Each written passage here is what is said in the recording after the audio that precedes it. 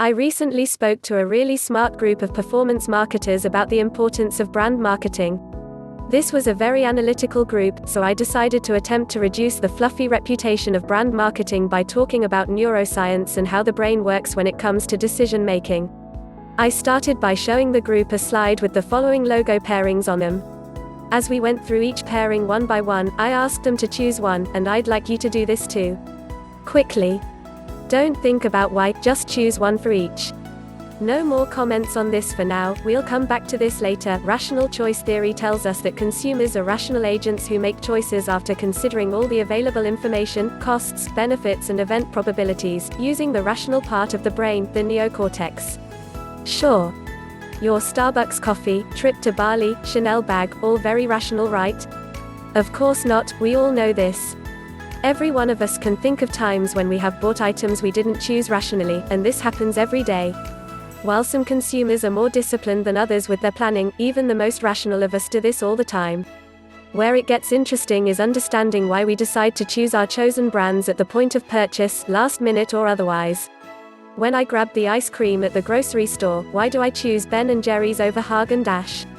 I might tell myself it's the specific flavor or the price or the packaging, or post-rationalize it in my brain in one of a million other ways. But for some reason, I instantly go for one over the other. This is brand salience. Brand salience is that trigger in your brain that, when the moment comes to buy, says, choose that one. Neuromarketing, also known as consumer neuroscience, is the newer field that believes consumer decisions are actually made in the older or more unconscious parts of the brain. According to Harvard Business School professor Umar Arkamakar, people are fairly good at expressing what they want, what they like, or even how much they will pay for an item. But they aren't very good at accessing where that value comes from, or how and when it is influenced by factors like store displays or brands. Neuroscience can help us understand those hidden elements of the decision process. Big caveat, I am not a neuroscientist. While many neuroscientists believe in this, some don't. You'll need to make your own mind and decide for yourself. In order for any of this to make sense, you'll need a quick overview of the brain. This is based on neuroscientist Paul MacLean's triune brain theory. According to this theory, the brain is comprised of three parts: the reptilian brain, the limbic brain, and the neocortex. The reptilian brain. Credit, conscious discipline brain state model. The reptilian brain is also known as the old brain, the lizard brain, or the R complex. As you can probably guess, this is the oldest part of our brain and goes back a long time. It first appeared in fish around 500 million years ago. The reptilian brain includes the brainstem and cerebellum, and it controls the body's core functions like heart rate and breathing. It drives primal behaviors like survival instinct, direct stimulus response, fight or flight, competition and aggression. It gave our ancestors the skills they needed to survive. Basically, this part of your brain is all about impulse and instinct, since these were critical for survival. The checkout at the grocery store has thrived based on instinct and impulse buys. E-commerce retailers now replicate this online at the end of your purchase journey. It works very well for low-ticket items, but there are also many ways of experimenting with calls to action for higher-ticket items that appeal to the same part of the brain. It's the reason why the real estate agent tells you there's another buyer who is very interested too. Or the online retailer that tells you there's only one item left, so you should buy it before it's gone. All of these tactics that push urgency appeal to our reptilian brains. The limbic brain. Credit, conscious discipline brain state model, also known as the limbic system or the mammal brain. This part of the brain evolved next, after the reptilian brain. Of course, next, in this context, was significantly later in our biological evolution by around 250 million years. This part of the brain includes the hippocampus, amygdala and hypothalamus. This is where emotions come from. If the characters from Inside Out really were living inside your head, their headquarters would firmly be planted in the limbic brain. Credit, Disney, Pixar. This part of your brain is responsible for feelings, memories, value judgments, trust, loyalty, hopes and dreams. Your limbic brain loves a rom-com. It generates and regulates the flow of chemicals and chemical reactions that create emotions. That dopamine shot you get when you buy a lottery ticket and think about what you'd do if you win? That's got the limbic brain written all over it. The limbic brain has no capacity for language. So if you post-rationalize an emotive decision made, well, actually it was the right thing to do because you're doing it in your neocortex, which we're about to discuss. With no language capacity in the limbic brain, or the reptilian brain for the record, you're making decisions based on gut feelings, not rational logic. The limbic brain is the part of you that drives you to innovate and try new things. It's not actually logical to do either, but this part of your brain understands that the upside of how it could make you feel makes it worth it. The limbic brain is the reason you buy a plane ticket to an exotic destination on the other side of the world. It's why you pay for skydiving in Interlaken and scuba diving in Great Barrier Reef. It's why you buy the really beautiful but expensive trench coat from the luxury brand instead of the cheap one from the mall. It's why you leave your stable job to go back to school for a career change. That's me in blue the moment before I jumped out of a plane in Interlaken. Credit, my limbic brain. None of these are rational decisions, but you do them because with high risk comes high reward. Your limbic brain has taught you this. The neocortex. Credit, conscious discipline brain state model. The neocortex is also called the cerebral cortex, the human brain, or the new brain. It was the last part of the brain to evolve. The neocortex performs higher-order brain functions like cognition, sensory perception, language, abstract thought, imagination and consciousness. This includes logic, reason, science, art, music and creativity. Unlike the older parts of the brain, the neocortex likes to compare and contrast and think metaphorically.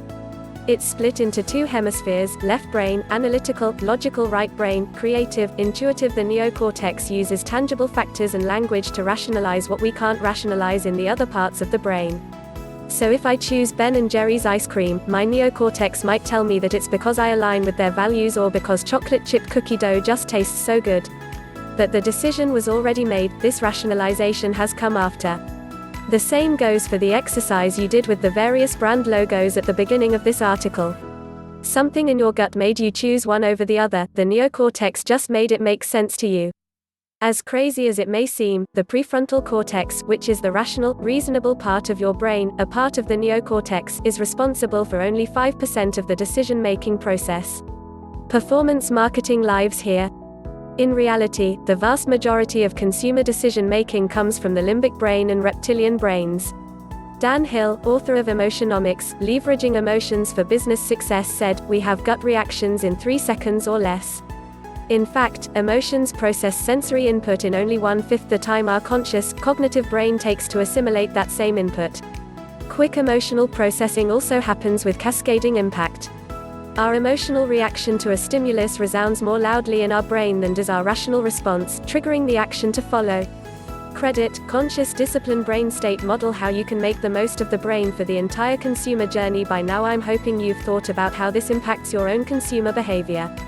Think about where you believe you sit on the spectrum of being a rational or emotional consumer, and realistically, this will vary dramatically in individuals based on product category and time in their life. You probably had a different approach to shopping when you were aged 10 versus 20 versus 30. So what does this mean to you as a marketer?